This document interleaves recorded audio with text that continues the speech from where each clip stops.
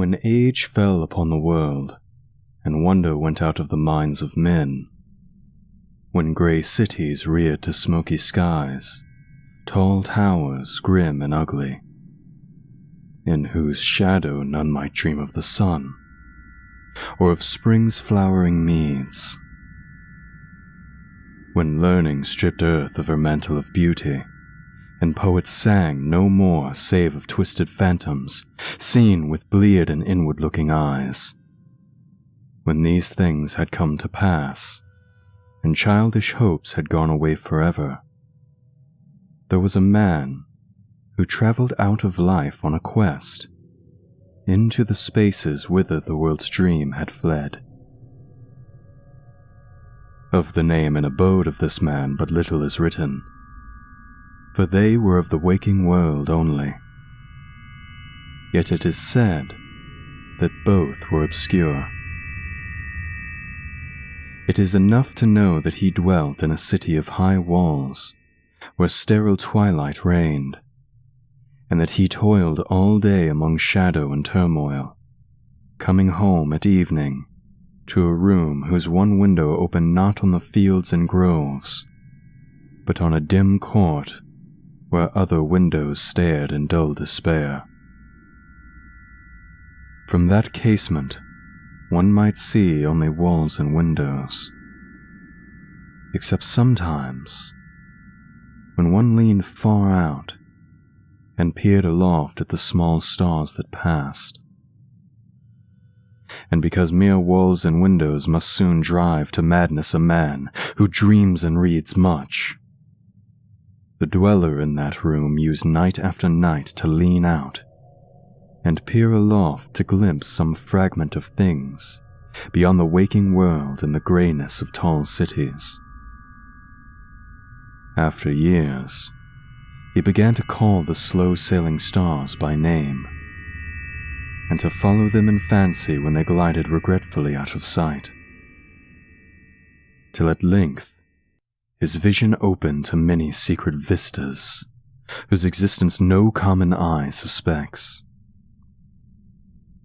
And one night, a mighty gulf was bridged, and the dream-haunted skies swelled down to the lonely watcher's window to merge with the close air of his room and make him a part of their fabulous wonder.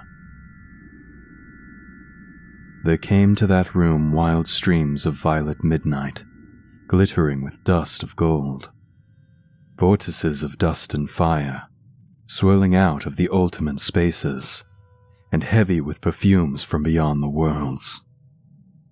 Opiate oceans poured there, litten by suns that the eye may never behold, and having in their whirlpools strange dolphins and sea nymphs of unrememberable depths.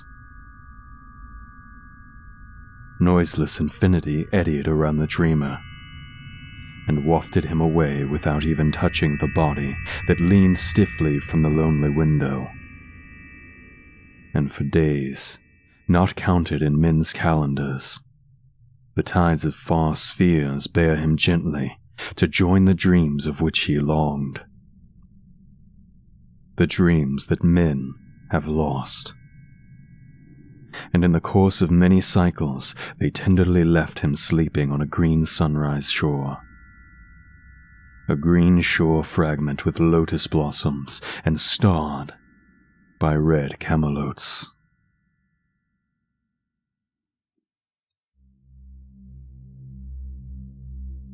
Greetings, friends and fiends. Chronicler here. We here at Creepy Spaghet would like to thank you all for your viewership, as it continues to encourage us to breathe life into these tales. However, if you wish to listen to even more of these tales and help support the channel, I have ventured further to even more avenues of storytelling.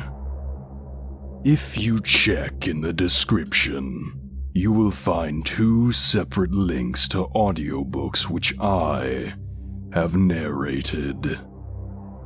The first being a tale of an old degenerate returning to his familial home in the mountains to wreak havoc once more, in a tale written by a Mr. David Boyer, A Demon in the Woods.